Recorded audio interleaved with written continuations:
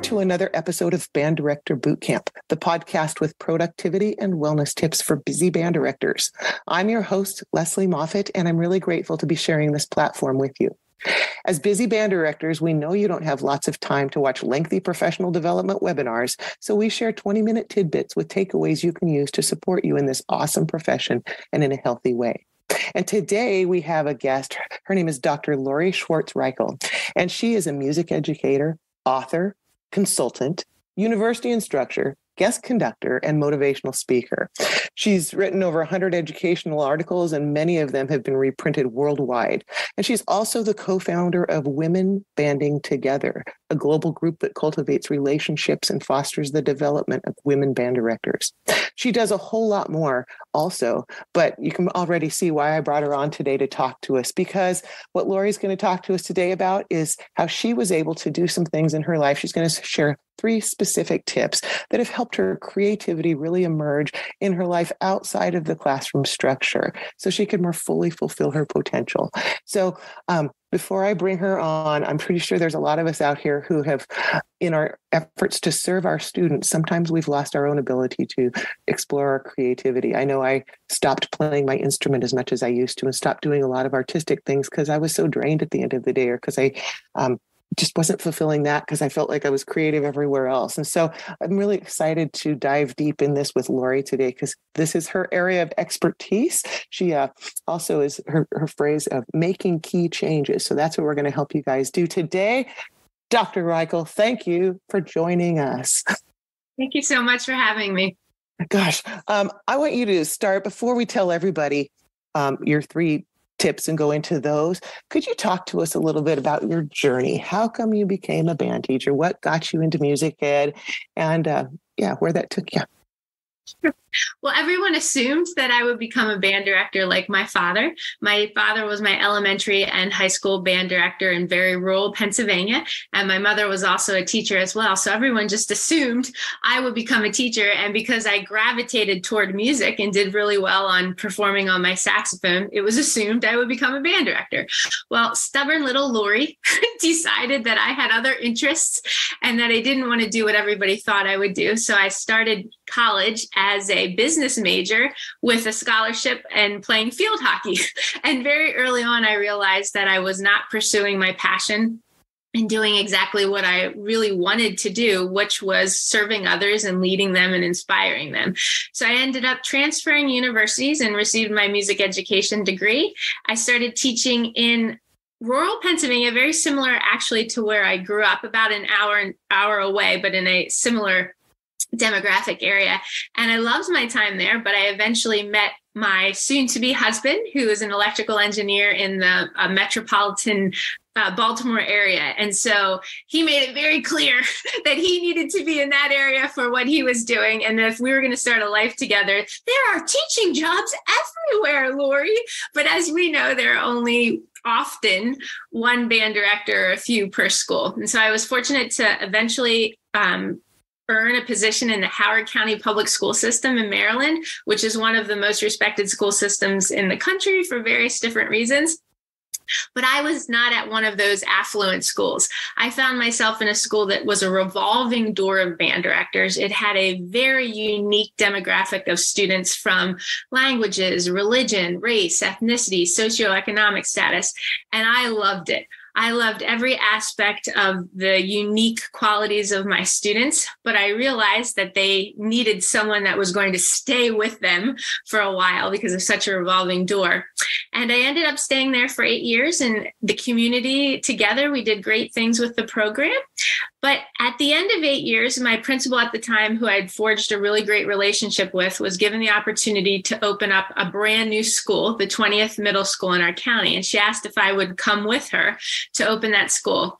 After about 3 weeks of throwing up, overeating and crying, I finally made a decision that I was ready for a challenge and I wanted to use my creative sense in a different way to inspire another community.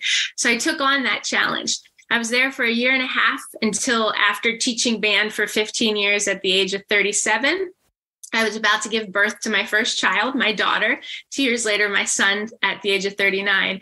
And I realized at that point that I had a decision to make. And was I going to remain doing what I was doing and add this addition of parenthood on, or I was going to look at a creative lens of doing things in maybe a different format, a more unique format.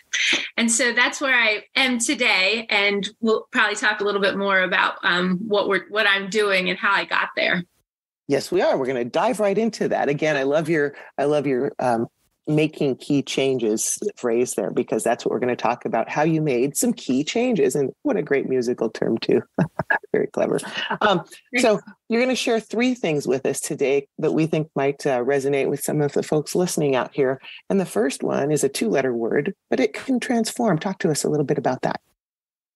So that first word is no. And we're hearing a lot of that right now, the power of no, and how important it is to slow down, decide if we really want something in our lives. But I also see no as being other ways too. No could mean not now, maybe coming back to doing something. So I ended up leaving the classroom to raise my children and to expand my creativity with freelancing work. And I realized that when I had opened that brand new school, that even in making that key change, it didn't quite fulfill the challenge that I wanted. And I still had interests that I wanted to expand on. And I wanted to meet that full potential. So I said, not right now. And another way that we can think about it is not in this format. So no could be no, totally, or it could be not now. I want to pause and try something else, maybe take a leave of absence, try a different area of music education, dare I say administration, go back to school or something in that aspect, or not in this format. Working part-time, trying a different level, maybe even teaching remotely for whatever particular subject area within music or band we wanted to. So it could be no, not now, or not in this format. And I think sometimes we're afraid to see what the other side of the coin might look like. And if we just take some time to think about those things, no might take a different format or a different shape. Yeah, that's really different than what I've heard most folks say. No is a complete sentence, but we change over time as humans, and our situations change. And so that flexibility is cool. You have a second one. You talk about expanding our circle. So what does that look like? Sure. Well, I first want to acknowledge that in March of 2023, Dr. Amy Knops, who works at the University of Missouri, and I became friendly and great colleagues. And we ended up writing an article about this entitled Expand Your Circle, Inspiring Pathways to Potential. And so she and I have been working to expand our circle from my neck of the woods in Maryland to her neck of the woods in Missouri. I actually was just visiting Missouri to speak at the Missouri Bandmasters Association convention, which was quite awesome. But I think that prior to the pandemic, expanding our circle was simply, I'm going to go talk to another band director in a different district or another town. And it rarely was a band director from a different state or the other side of the country or the world. And so what the pandemic allowed for us to do was to expand our circle, not just locally, but globally, and to see how are other band directors fulfilling their roles. How are they saying no, or not now, or not in this format? And what resources do they have? What strategies, stories, and experiences? And how can we learn from them? And I think oftentimes social media plays a role in this. Maybe we see someone that we're afraid to reach out to, or we think, oh, we could never live within their circle, or, oh my gosh, the amount of things that they're doing. And so sometimes that makes us feel a little less of ourselves. It happens to me all the time. I know it happens to many other people about comparison. And then also, I think that sometimes we're afraid to acknowledge some of the wonderful things that our colleagues are doing. Several years ago, I found this quote, this unknown quote, but it was, supporting another's success won't dampen yours. And so thinking about ways that we can learn from one another without feeling competitive. And so I think sometimes we're often afraid to expand our circle because in our minds, we might make it a competitive situation where really expanding our circle means just looking to others for inspiration. Maybe they can serve as a mentor for us. Maybe we can serve as a mentor to them. In the case with Amy and myself, it was working together. And she had offered up an opportunity for me to come and speak in her state. And now we're looking at ways that I can provide her an opportunity in my area. So expanding your circle and not being afraid to reach out to these people that you think are remarkable resources to you.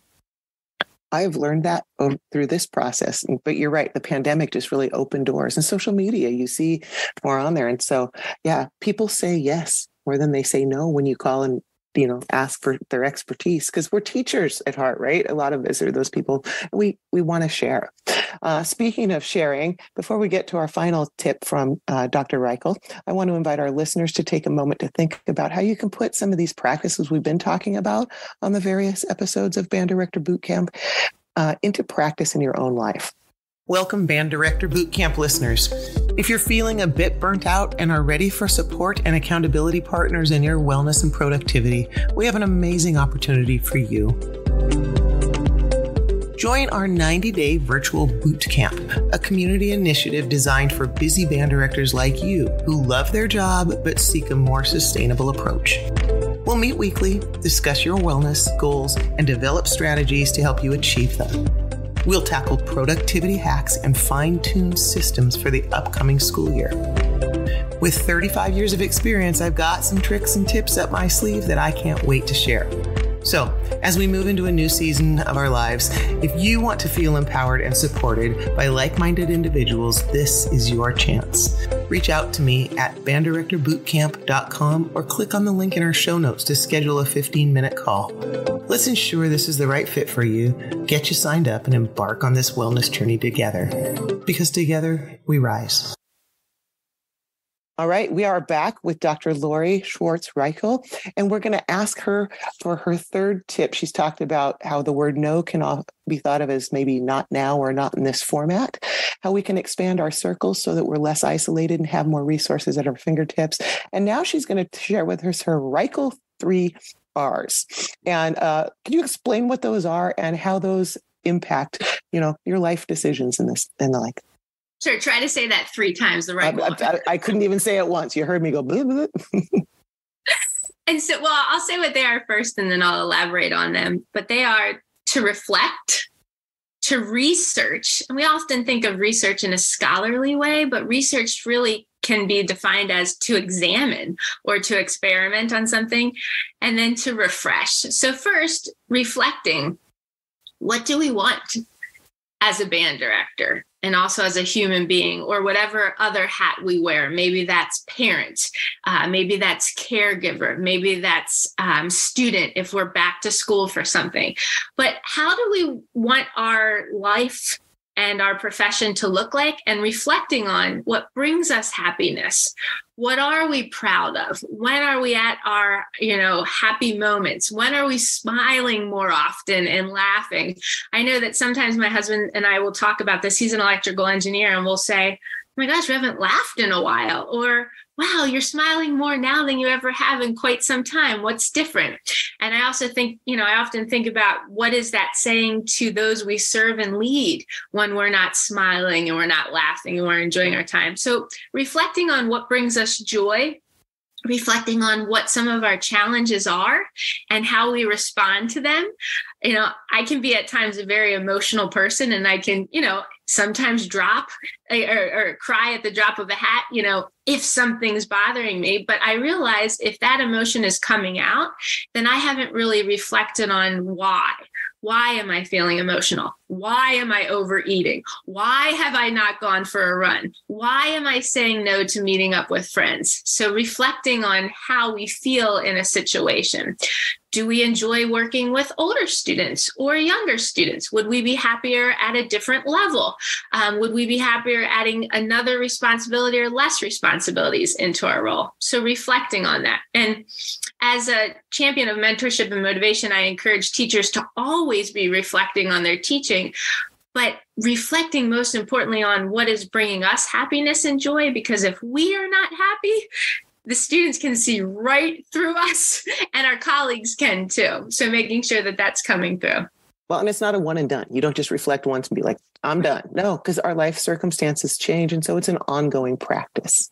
Right. And I always say, when you get to the end of the 3 R's, you go back and you redo it. All right. So what's our second R? Dive into this one.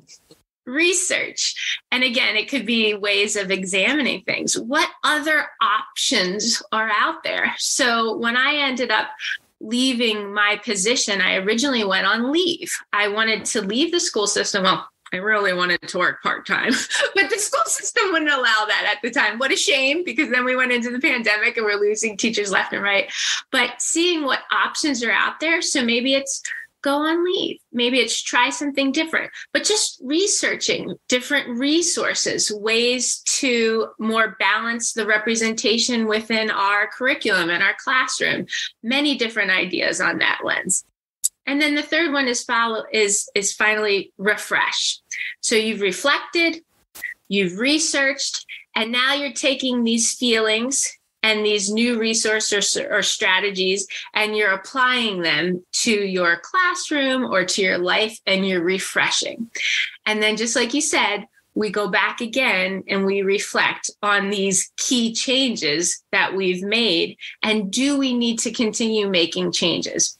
And so you had mentioned a word when we were first talking about evolving.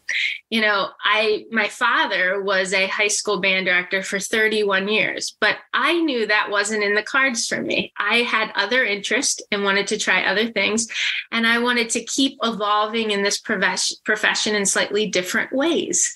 And so evolving as human beings, and particularly as band directors, it doesn't need to look, feel the same for each person. Yep. I wish we had talked about this when I was younger, because we all thought, here's the model of what it should be like, what all those men are doing, and everybody else better do it. But you have just tapped on the surface of so much great stuff. If somebody wants to know more about it or read further or hear more of your stuff, can you share a website or a place they can go to learn more about this? Sure. My website is makingkeychanges.com. No www, just simply makingkeychanges.com. And from there are many resources. The number one resource, and that actually has been growing and growing recently, has been my monthly newsletter. And so if you click on makingkeychanges.com and go to professional development and scroll down to newsletter, you can sign up for the monthly newsletter. I put a lot of care and concern into what is most needed each month for educators, not just band directors, but educators. And I have thousands of subscribers. It's been awesome to see this grow. Well, thank you for sharing that with these folks then, because I love what I'm hearing here, and I'm sure this will become a useful tool. Dr. Lori Schwartz Reichl, thank you for joining us today, and thank you to all of you listeners who are making a difference in kids' lives every day through the magic of music education. The work you do matters, and so do you. Join us next time on Band Director Bootcamp for another episode of productivity and wellness tips to make your life a little easier.